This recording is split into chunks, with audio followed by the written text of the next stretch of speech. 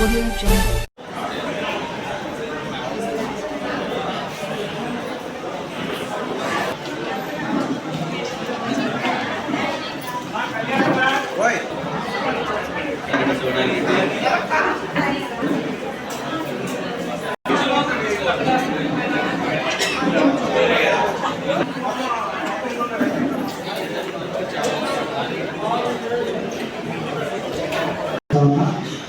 మరి ఈ కార్యక్రమానికి ఇక్కడికి వచ్చేసినటువంటి రుద్రెడ్డి వేమారెడ్డి గారికి ముందుగా ఇక్కడికి ఆహ్వానం తెలియజేస్తున్నాం. తర్వాత మిగిలిన అన్ని మండల అధ్యక్షులు ప్రజలుగా ఉన్నటువంటి మహిళా మండలందరికీ కూడా ముందుగా శుభాభివందనాలు తెలియజేస్తున్నాము.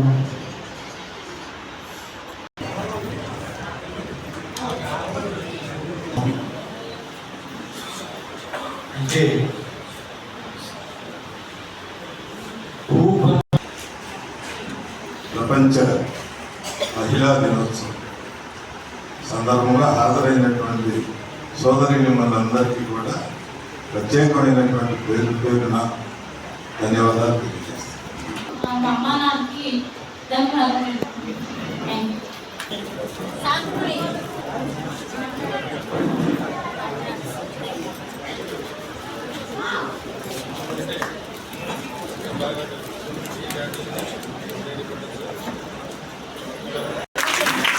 మేడం ఒకసారి చూస్తున్నాను. పెట్టండి సార్, మీరు పెట్టండి.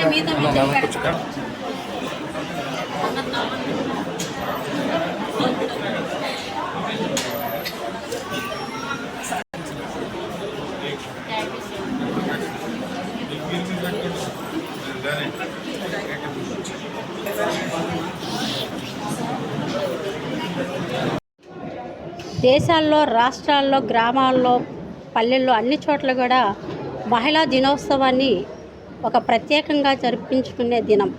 కులం మత తేడా లేకుండా ప్రత్యేక దినోత్సవంగా జరుపుకునే రోజే మహిళా దినోత్సవం.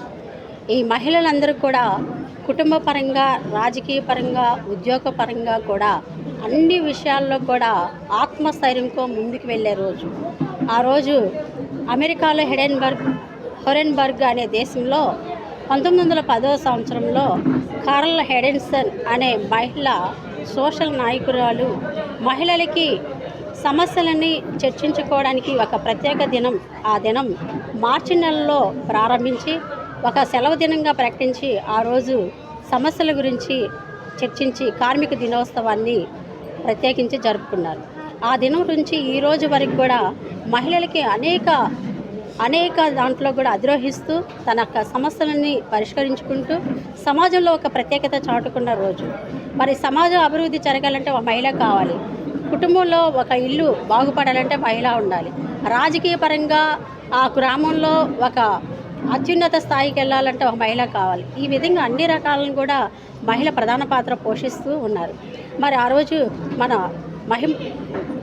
ముఖ్యమంత్రి గారు చూస్తే మరి ఆ రోజు ఎంతోమందికి మహిళలకి రిజర్వేషన్ 30% రిజర్వేషన్ ఇచ్చిన ప్రకారంగా చూసుకుంటే అనేక నామినేటెడ్ పోస్టులు ఇచ్చి మరి ప్రతి మహిళకి కూడా ఏదో ఒక పదవిని ఇచ్చి మరి వసతి దీవెనే కానీ, అమ్మ దీవెనే కానీ ఒక మహిళకి ఎంత ప్రాధాన్యత ఇచ్చారో అనేక పథకాలను చేసి మరి ఈరోజు ముఖ్యమంత్రి గారు చూస్తే మరి ఈ సూపర్ 6 అనే పథకాలను పెట్టి ఏ పథకం లేకుండా బటన్, ఆ రోజు బటన్ ఎవరైనా ముసలోళ్ళైనా నొక్కుతారు బటన్ అన్నారు.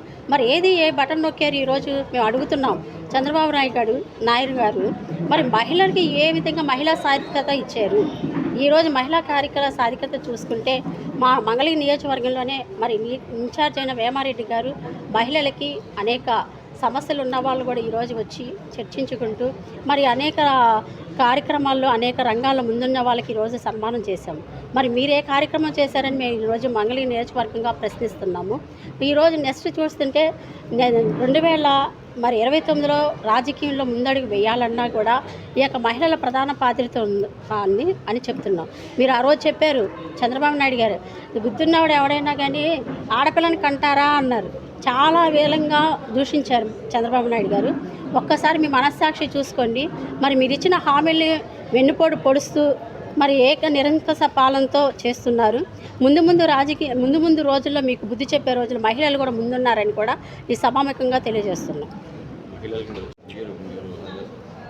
మహిళలందరికీ కూడా విన్నమించుకుంటున్నాం ఒకటే, రాబోయే రోజుల్లో మన జగన్మోహన్ రెడ్డి గారిని సీఎం చేసుకోవడానికి మహిళల పాత్ర చాలా ఉంది. మరి మీరందరూ కూడా కలిసికట్టుగా పనిచేస్తే నెక్స్ట్ రాబోయే రోజులు 2029లో జగన్మోహన్ రెడ్డి గారిని సీఎం చేసుకోవడానికి మహిళలందరం కలిసి పనిచేస్తాం.